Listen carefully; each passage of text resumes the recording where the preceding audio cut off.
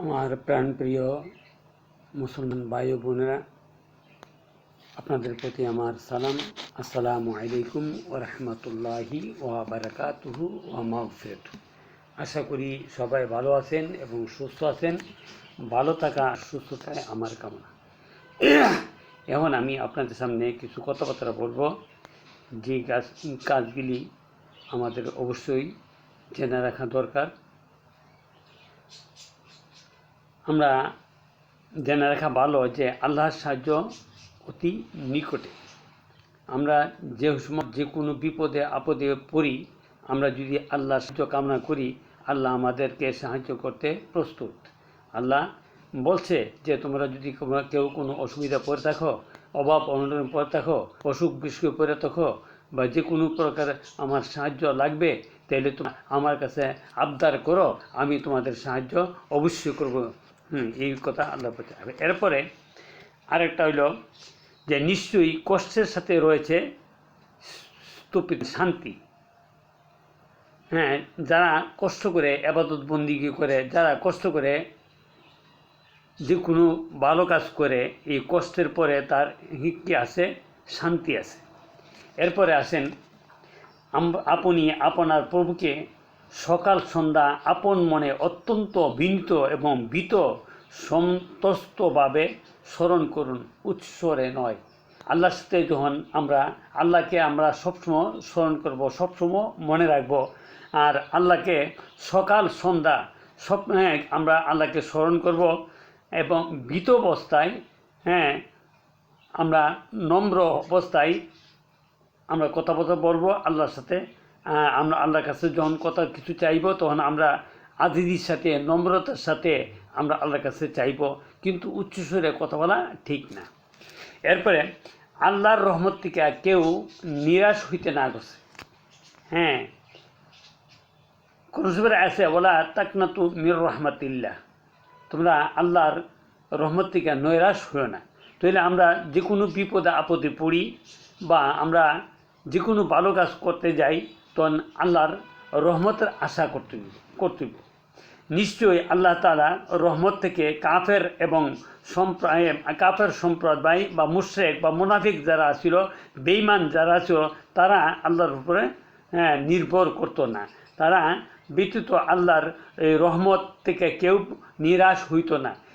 মুমিন যারা, মুত্তাকি পরহেজগার যারা, আল্লাহওয়ালা যারা, মুসলমান যারা, তারা কোনো দিন আল্লাহর রহমত থেকে নিরাশ হয় না। হয়তো আজকাল দোয়া করছি, হয়তো কবুল হয়েছে না, আরেকদিন করবো এরকমভাবে আমরা আল্লাহর কাছে আজিজির সাথে নম্রতার সাথে কথা বলতেই থাকবো, আল্লাহর কাছে চাইতেই থাকবো। তাইলে অবশ্যই আল্লাহ আমাদের প্রতি দয়া করবেন, আমাদের প্রতি মায়া করবেন, আমাদের প্রতি রহমত করবেন।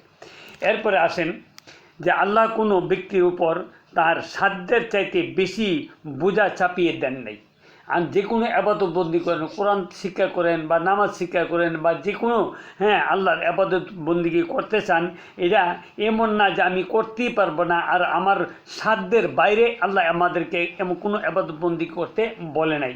আল্লাহ আমাদের যদিও কোনো কাজ কঠিন হয়ে যায়, তখন আমরা যখন আল্লাহর সাহায্য আমরা চাইব, তখন অবশ্যই আমাদের জন্য এই কাজটা সহজ হইয়া যাবে। এরপরে আসেন যে অবশ্যই আমি তোমাদের পরীক্ষা করব কিছুটা ভয়, ক্ষুধা, মাল ও জানের ক্ষতি ও ফলাফল বিনষ্ট করার মাধ্যমে, তবে সুসংবাদ তাদের জন্য যারা ধৈর্যশীল। এটা হলো সূরা বাকারার মধ্যে আছে, ওয়ালা লামনু ওয়ান্নাকুম বিশাইইম মিনাল খাউফি ওয়াল জু'i ওয়া নাকসিম মিনাল আমওয়ালি ওয়াল আনফুসি ওয়াস সামারাত ওয়া বাশশিরি সাবিরিন। এমনিভাবে আল্লাহ রাব্বুল আলামিন বলছে যে আমি কোনো যারা মুমিন, যারা মুসলমান, যারা মুত্তাকি পরহেজগার, তাদেরকে নানা ধরনের ভয়ভীতি দিয়ে সেরা, নানা ধরনের চিন্তা ভাবনার মধ্যে ফেলাইছে, কোনো উপবাস রেখেছে, কোনো সময় ধন মালের নষ্ট ক্ষতিগ্রস্ত করেছিরা, এবার কোনো সময় ভয় ফসিলের বিনষ্টের মাধ্যমে আমি তোমাদেরকে পরীক্ষা করে থাকি। এবং যারা এই পরীক্ষাতে সাফল্য অর্জন করতে পারে, যারা এই পরীক্ষার মধ্যে সবুর করতে পারে, ধৈর্য ধারণ করতে পারে, তাদের জন্য রয়েছে আল্লাহর তরফ থেকে শুভ সংবাদ। এরপরে আসেন আবার বলে, হে ইমানদারগণ, তোমরা ধৈর্য ও নামাজের মাধ্যমে সাহায্য প্রার্থনা করো। তোমরা যদি কোনো সময় আল্লাহ সাহায্যর দরকার পড়ে, কোনো বিপদ আপদ পড়ছো বা কোনো অসুবিধা পড়ছো, অভাব অনটন পড়ছো, তোমরা যদি আল্লাহর কাছে সাহায্য চাও, তাহলে দুইটা জিনিসের মাধ্যমে তোমরা আল্লাহর সাহায্য চাইবা। এটি হলো নামাজ পড়েছিরা। নামাজ পড়েছিরা, নামাজ পর যদি তোমরা আল্লাহর কাছে সাহায্য চাও, আল্লাহ এই দোয়া আল্লাহ কবুল করে নিবে। আর এটি হলো তোমরা বিপদে আপদে আসো, অসুবিধার মধ্যে আসো, অভাবগ্রস্তের মধ্যে আসো, ক্ষতিগ্রস্তের মধ্যে আসো, হ্যাঁ, অসুখ বিসুখের মধ্যে আসো, ওই সময় যদি তোমরা অধৈর্য না হয়ে আসেরা, ধৈর্য ধারণ করে সবুর করে যদি আল্লাহর কাছে হ্যাঁ কিছু চাও, তাহলে অবশ্যই আল্লাহ এইগুলি পূরণ করবে। যেহেতু হ্যাঁ শুভ সংবাদ তাদের জন্য যারা ধৈর্যশীল, যারা বিপদে আপদে পড়ে আসে, যারা অভাব অনটন পড়ে আসে, যারা অসুখ বিসুখে পড়ে সেরা কি অসন্তুষ্ট না হয়ে হ্যাঁ এই আল্লাহর কাছে এই মানে তোমরা যে বিপদ আপদ আসে বা অসুবিধা মেয়ে আছে, অভাব অনটনের প্রশ্ন, এই দিনে যে অধৈর্য না হয়ে আসে, ধৈর্য ধারণ করে সবুর করে যদি আল্লাহর কাছে কিছু চাও, তাহলে অবশ্যই আল্লাহ তোমার এই আবদার পূরণ করবে। এরপর আসেন, যদি তোমরা শুকরিয়া আদায় করো, তবে আমি অবশ্যই তোমাদের নিয়ামত বাড়িয়ে দিব। আমরা যখন যা কিছু আমরা যে রিজিকের ব্যাপারে কোন বা টাকা পয়সার ব্যাপারে কোন বা চাকরির টাকা পয়সার ব্যাপারে মানে বেতনের ব্যাপারে কোন, যে কোনো ব্যাপারে যদি আপনি কি করেন, যা আছে যে আল্লাহ যা দিছে, মনে করেন ফয় ফসিল আল্লাহ যখন যা দিছে তার উপরে সন্তুষ্ট থাকতে হবে।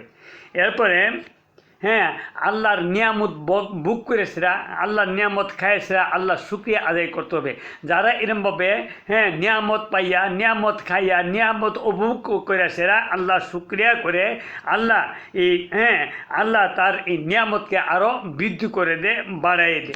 তাহলে আমরা কীভাবে আল্লাহর কাছে আমরা চাবো, কীভাবে আমরা আল্লাহর কাছে আবদার করব, এই সম্বন্ধে আমরা কিছু কথাবার্তা শুনলাম। এতে অবশ্যই আশা করি আমাদের উপকার হবে, আমরা লাভবান হব ইনশাআল্লাহ।